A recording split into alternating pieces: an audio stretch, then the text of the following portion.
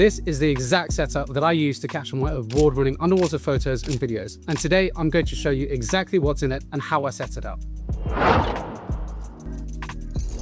As you can see, I have a whole mess of stuff in front of me. Now, it might look a little bit confusing, but much like a Megazord in Power Rangers, when this stuff is put together, it forms something very formidable. So let me run you through the exact setup that I use when I go underwater to capture photos and videos. So first things first, let's talk about the camera body. I was shooting on the Sony a7R III for the longest time, and it served me really well. But recently I upgraded to what is my dream camera, the Sony A1. Now, in my opinion, this is the ultimate hybrid camera. It shoots 4K 120 slow-mo, incredible quality, and it also shoots really high quality images as well. In terms of lenses, my go-to and my workhorse is the Sony 28-70mm kit lens. I also use the Samyang 14mm lens, which is what I'm shooting on right now. That's more for wide angle. It's pretty decent and it's good for budget-friendly alternative as well. Then comes the question of what do I take my camera underwater in? If you've been following me or my channel for a while, you'll know that I'm a big fan of the SeaFrogs underwater housings. I've been using these for the last 4 years, ever since I started getting into underwater photography, and they've served me really well ever since. They're probably the cheapest on the market, but they're also incredibly reliable as well.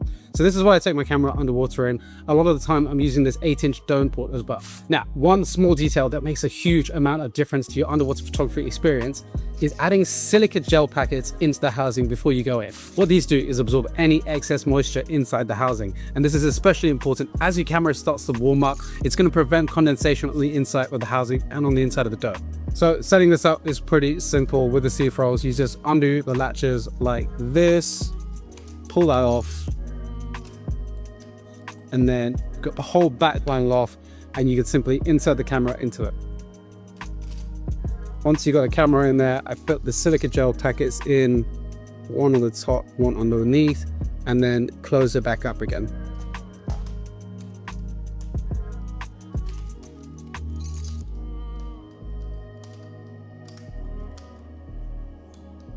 Now you can see how easy that was. I didn't even have to rest it down anywhere. Very simple.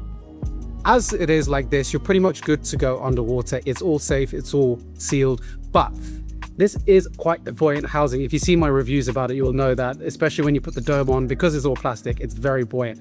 So going in like this, especially if you're diving or free diving, it's not ideal. It's very difficult to keep it steady and still. So what I recommend is investing in a good set of handles. All you got to do with this is just screw this into the bottom of the housing here, and it's going to give you a lot more stability, which is really important, especially if you're filming.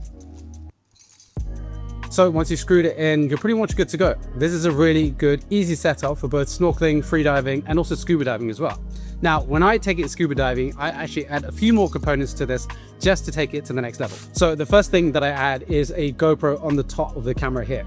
This is going to allow me to shoot video as well as images as well at the same time. And also, if I'm shooting a little bit more narrow with the 28-70mm lens, the GoPro is giving me more wide angle videos on top. I always put it in the dive housing, even if I'm only snorkeling or free diving with it. It's just going to give me a little bit more extra peace of mind to make sure that there's no leaks or any water entering the actual GoPro. I simply screw it on using a cold shoe mount here at the top, and I'm good to go.